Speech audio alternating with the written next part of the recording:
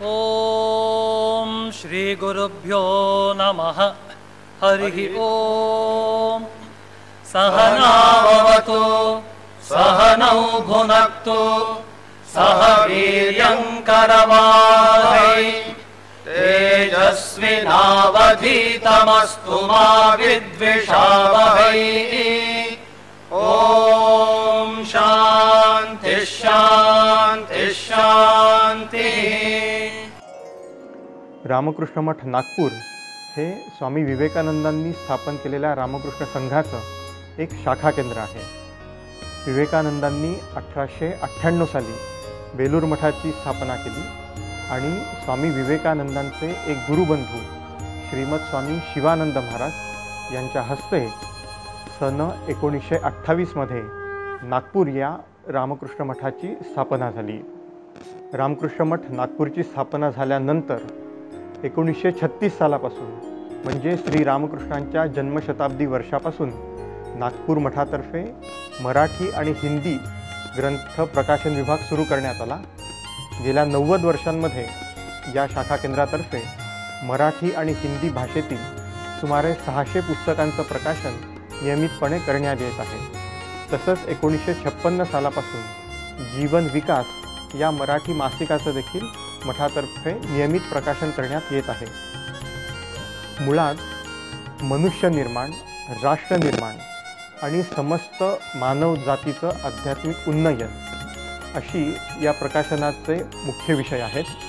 गीता उपनिषद ही कालानुरूप यांची मांडणी करून जनसामान्यांना हे ग्रंथ समजतील, सनातन धर्माचे सिद्धांत जनसामान्यांना समजतील, त्यांना आचरण्यात आणण्यासाठी प्रेरणा मिळेल अशा रीतीने ग्रंथ प्रकाशनाचं सेवाकार्य सुरू आहे।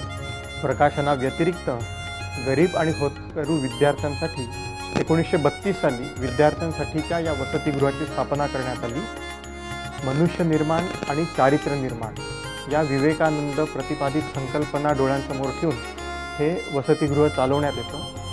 सध्या सुमारे 50 विद्यार्थी इथे राहून शिक्षण घेत आहेत। या वसतिगृहामध्ये एक सुसज्ज ग्रंथालय, व्यायामशाळा, संगणक कक्ष, त्याचबरोबर विद्यार्थ्यांचा सर्वांगीण विकास होऊन कालांतराने ते सुजाण आणि चारित्र्य संपन्न नागरिक व्हावेत अशा रीतीने वसतिगृहाचं कामकाज आणि सेवाकार्य चालवण्यात येतं। शिवभावे जीवसेवा या रामकृष्ण संघाच्या ब्रीदवाक्याला अनुसरून रामकृष्ण मठ नागपूरतर्फे मल्टी थेरपी डिस्पेन्सरी चालवण्यात येते। याच्या अंतर्गत डेंटल, ऑर्थो, फिजिओथेरपी, पॅथॉलॉजी असे विविध विभाग आहेत।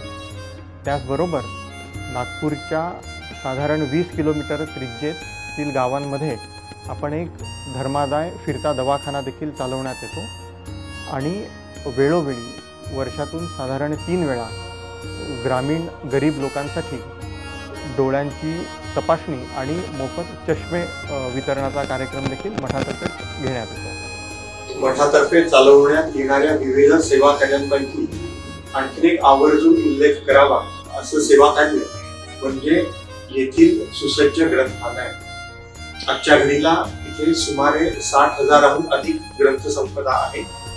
मराठी, हिंदी, इंग्रजी आणि बंगाली या भाषेतील अनेक विषयांवरचे उत्तमोत्तम ग्रंथांचं संकलन आणि संग्रह या ग्रंथालयात आहे।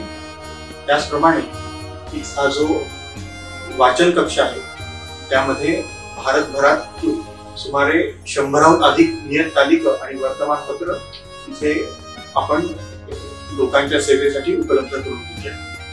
अनेक वाचक नागरिक नियमितपणे येऊन इथल्या ग्रंथालयाचा आणि वाचन कक्षाचा लाभ घेत असतात।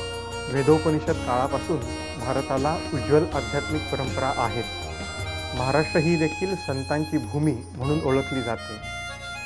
तर या वेदोपनिषदातील काळातील ऋषींना किंवा या संतांना जो आध्यात्मिकतेचा संस्पर्श लाभला, त्यांना जी उच्च धार्मिक तत्व सत्य गवसली, त्यांचा दिव्य संस्पर्श आपल्याही जीवनाला व्हावा असं जर आपल्याला वाटत असेल तर आपण जरूर रामकृष्ण मठाशी जोडले जाऊ शकता।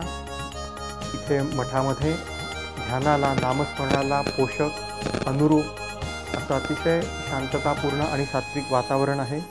त्याचबरोबर शिवभावे जीवसेवा या विवेकानंदांनी प्रचारलेल्या आदर्शाला धरून अशा मनोभावाने विविध सेवा कार्य मठातर्फे चालवली जातात. त्यांमध्ये देखील आपण आपापल्या क्षमतेनुसार वेळ देऊ शकता, आपापल्या व्यावसायिक कौशल्याचा लाभ मठाच्या सेवा कार्यांना देऊ शकता आणि यथाशक्य मठाला आर्थिक मदत करून, मठाला काही देणगी देऊन देखील तुम्ही मठाच्या कार्यांमध्ये सहभागी होऊ शकता.